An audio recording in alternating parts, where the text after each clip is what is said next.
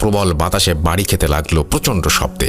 এরপর হুজুররা আব্বুকে প্রশ্ন করলেন, বল, কি চাস তোরা? এরপর আমার আব্বু হাত পা ছড়াছড়ি করতে লাগলেন আর বলতে লাগলেন, তুই কেন এসেছিস? এটা আমার শিকার। পরক্ষণে আবার বলতে লাগলেন, আমাকে ওর বলি নিয়ে যেতে হবে, ও আমার শিকার। এরপর নানাভাবে আব্বু বলছিলেন, না না না না আমার। এরকম বাকযুদ্ধ চলছিল। মনে হচ্ছিল আব্বু নিজেই যেন নিজের সাথে ঝগড়া করছেন। এরপর হুজুররা আব্বুকে ধমক দিয়ে বলেন, তোরা কি চাস বলবি নাকি বন্দি করব? তখন আব্বু বলে উঠলেন, আমার প্রতিশোধ চাই। পরক্ষণে আবার বলে ওঠেন, আমার বলি চাই। এরপর হুজুররা বললেন, দেখ, তোরা যা চাচ্ছিস তা হবে না। শুধু শুধু এই মানুষটাকে কষ্ট দিবি না। ওর পা পুড়িয়েছিস কেন?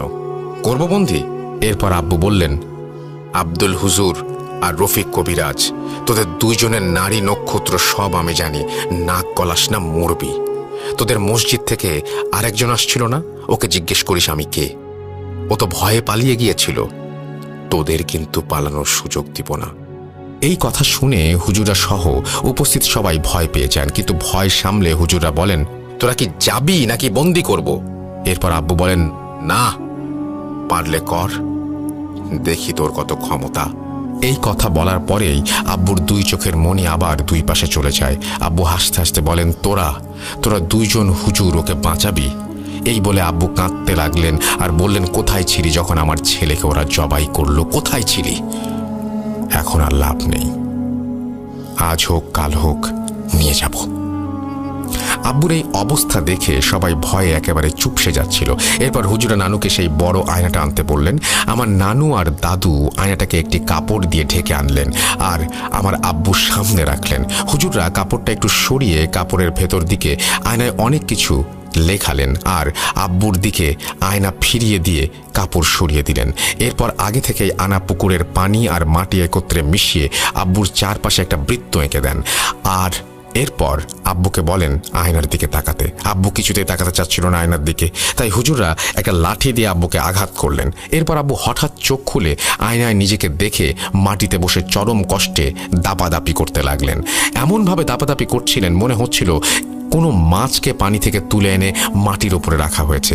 এর কিছুক্ষণ পর আব্বু হাত পা মোচড়াতে মোচড়াতে অজ্ঞান হয়ে যান আর হুজুরেরা দোয়া পড়া থামিয়ে আব্বুর হাতে একটা তাবিজ বেঁধে দেন।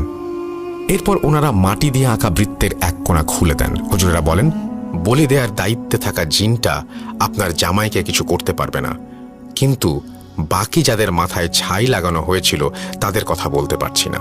আর ছেলে হারানো জিনটাকে আটকাতে পারছি না, ও খুব শক্তিশালী। আয়নায় যে আয়াত লিখেছি এর থেকে বড় কোনো কাজ আমাদের জানা নেই। মাফ করবেন, আমাদের জ্ঞান এর থেকে বেশি নয়। তাবিজের জন্য হয়তো বেশি সমস্যা করতে পারবে না, কিছুই তেমন করতে পারবে না। আর এই আয়না এমন জায়গায় পুঁতে রাখবেন যেন কেউ না পায়।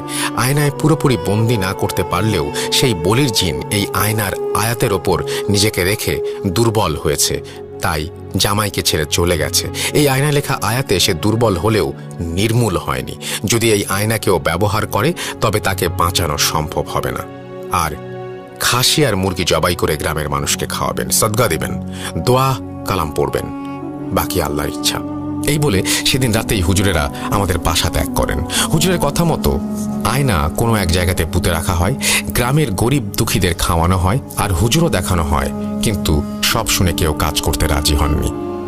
এরপর 2-3 মাস কেটে যায়। আমার নানু 2 মামা 2-3 মাসের মধ্যে মারা যান। আমার নানু মাঠে কাজ করার সময় হঠাৎ বুকে হাত দিয়ে প্রচণ্ড ব্যথায় কাঁতরাতে কাঁতরাতে মাঠে পড়েই মারা যান। আর আমার এক মামা পুকুরে গোসল করতে নেমে আর ফিরে আসেনি। ওনার লাশ আজও খুঁজে পাওয়া যায়নি। আমার আরেক মামা বাসার ছাদের ছন মেরামত করতে গিয়ে অসাবধানতায় উঠোনে রাখা বটির ওপর পড়ে মারা যান। আর বাকি দুজনও কোনো না কোনো কারণে মারা যায়, কেউ অসুখে হয়ে তো কেউ অ্যাক্সিডেন্টে। এভাবে আমার নানুর বাড়ি থেকে 6-6টি প্রাণ হারিয়ে যায় কালো ছায়ার গ্রাসে। আর আমার জন্মের আগেই আমার আব্বুর পায়ের পোড়া অংশ থেকে পচন ধরে আব্বুও মারা যান। আমার আব্বু মারা যাবার আগে ওনার সব দাঁত উঠে গিয়েছিল, চুল উঠে গিয়েছিল, চোখ নষ্ট হয়ে গিয়েছিল আর ওনার কান দিয়ে পোকা বের হতো হরেক রকমের। এরপর আমার আম্মু আমাকে নিয়ে শহরে আমার আম্মুর চাচাতো ভাইয়ের বাসায় চলে আসেন। সেখান থেকে আমার পড়াশোনা আর যাবতীয় সব কিছু হয়। আমার আম্মু নেই আজ 11 মাস।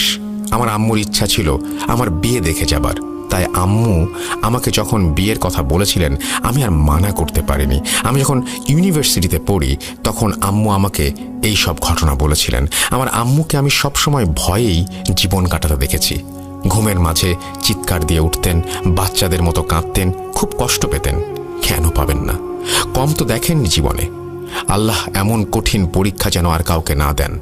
এই এক ঘটনার ফলে বাবার আদর কি হয় আর কেমন হয় তা আমি বুঝতে পারিনি। বাবাকে কোনোদিন চোখে দেখতেও পাইনি আমি। কষ্ট লাগে এসব ভাবতে। আর আমি একটি জিনিস সবাইকে বলতে চাই যে কোনো পুরাতন দোকান থেকে আর যাই কিনুন, আয়না বা কোনো বাক্স কিনবেন না। অনেকে এইসব কিনে অনেক সমস্যার সম্মুখীন হন। তাই সবার কাছে এই একটা অনুরোধ রইল। এই বলে দোলাপু ওনার ঘটনা শেষ করলেন। ঘটনা শুনে দোলাপুর হাজবেন্ডকেও দেখলাম কেমন উদাসীন আর ভীত সন্ত্রস্ত হয়ে বসে আছেন।